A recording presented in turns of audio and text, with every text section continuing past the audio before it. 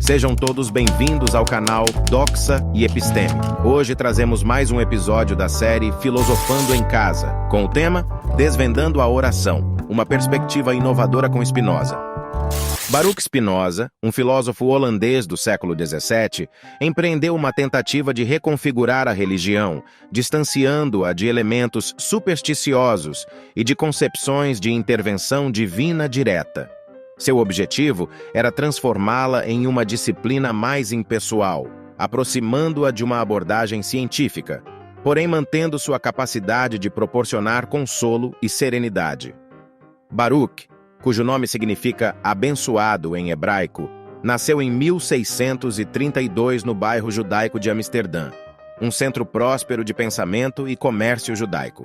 Os antepassados de Baruch Spinoza eram judeus sefarditas que haviam fugido da Espanha após sua expulsão pelos católicos em 1492.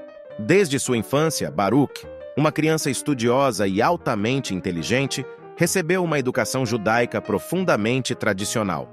Ele frequentou a Yeshivá, uma escola judaica local, observou todos os rituais religiosos e celebrou os principais feriados e festas.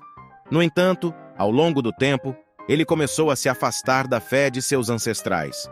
Com cautela característica, ele mais tarde escreveu: "Embora eu tenha sido educado desde a infância nas crenças aceitas sobre as Escrituras, eventualmente senti que estava destinado a abraçar outros pontos de vista. Suas ideias foram completamente desenvolvidas e expressas em sua grande obra, A Ética, publicada em 1677 e escrita inteiramente em latim. Nessa obra, Spinoza questionou diretamente os principais dogmas do judaísmo e da religião organizada em geral. Ele afirmou que Deus não é uma entidade separada da natureza. Não há ninguém para ouvir nossas preces, nem para realizar milagres ou nos punir por nossos delitos. Ele negou a existência de vida após a morte e rejeitou a ideia de que o homem é a criatura escolhida por Deus. Além disso, Spinoza argumentou que a Bíblia foi escrita por pessoas comuns.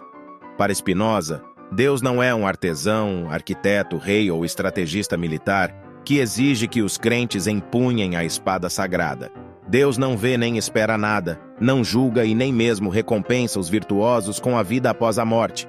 Todas as representações de Deus como uma pessoa são projeções da imaginação.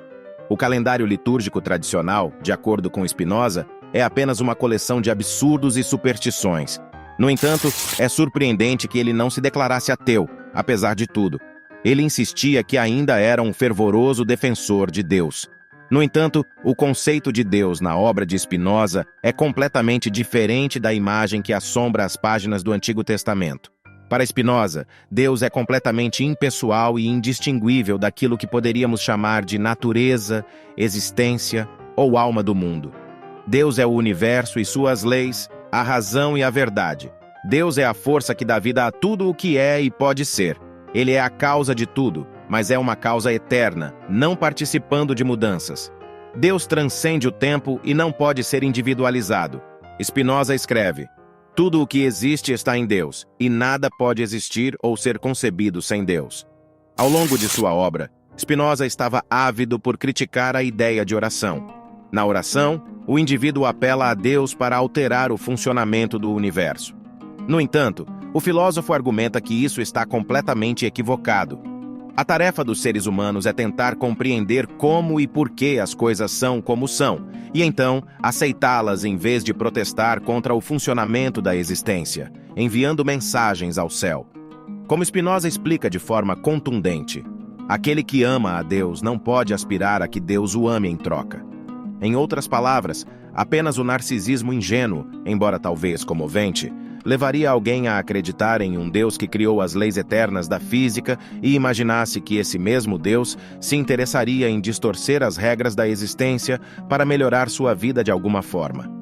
Spinoza foi profundamente influenciado pela filosofia dos estoicos da Grécia e Roma antigas. Eles defendiam que a sabedoria não reside em protestar contra a forma como as coisas são, mas sim em um esforço contínuo para compreender o mundo como ele é e, posteriormente, submeter-se serenamente à necessidade. Sêneca, o filósofo preferido de Spinoza, comparou os seres humanos a cães que estão na coleira, sendo puxados em diferentes direções pelas exigências da vida. Quanto mais resistimos ao que é necessário, mais nos sufocamos. Portanto, o sábio deve sempre se esforçar para compreender antecipadamente como as coisas são, como o amor funciona, por exemplo, ou como a política opera, e então mudar de rumo para evitar ser sufocado sem motivo. Essa mentalidade estoica permeia toda a filosofia de Spinoza. Tradicionalmente, entender Deus envolvia o estudo da Bíblia e de outros textos sagrados. No entanto, Spinoza apresenta uma ideia diferente. A melhor maneira de conhecer Deus é compreender como a vida e o universo funcionam. É por meio do conhecimento da psicologia, da filosofia e das ciências naturais que podemos compreender Deus. Na religião tradicional, os fiéis fazem pedidos especiais a Deus. Spinoza propõe que, em vez disso, devemos buscar compreender o que Deus deseja, e a melhor maneira de fazer isso é estudar tudo o que existe. Através do raciocínio, podemos alcançar uma perspectiva eterna e divina. Spinoza faz uma distinção entre duas formas de ver a vida. Podemos vê-la de forma egoísta, a partir de nosso ponto de vista limitado, como ele diz, sub specie durationis, sob o aspecto do tempo, ou podemos olhar as coisas de modo global e eterno, sub specie aeternitatis, sob o aspecto da eternidade. Nossa natureza nos faz estar sempre divididos entre os dois. A vida sensual nos puxa para uma visão parcial, submetida ao tempo. Mas nossa inteligência racional pode nos dar um acesso especial a outro ponto de vista e pode permitir que participemos da totalidade eterna. Ser verdadeiramente ético exige elevar-se acima das preocupações locais e vislumbrar uma vida baseada em estar livre da culpa, da tristeza, da pena e da vergonha. A felicidade implica sincronizar nossa vontade com a do universo. O cosmos, o divino, possui seus desígnios e nossa tarefa é compreendê-los em vez de nos opormos a eles. O indivíduo livre está consciente das necessidades que nos impulsionam a todos. Spinoza afirma que o indivíduo sábio, aquele que compreende como e por que as coisas são, possui uma serenidade de espírito eternamente verídica. É evidente que essas concepções geraram problemas extremamente sérios para Spinoza. Em 1656, ele foi expulso da comunidade judaica de Amsterdã. Os líderes religiosos emitiram um decreto, um herém contra o filósofo, por decreto dos anjos, dizia. E por ordem dos devotos, excomungamos, expulsamos, amaldiçoamos e condenamos Baruch de Spinoza, com todas as maldições escritas no livro da lei. Que seja amaldiçoado durante o dia e amaldiçoado seja durante a noite. Que seja amaldiçoado ao deitar-se e amaldiçoado seja ao levantar-se.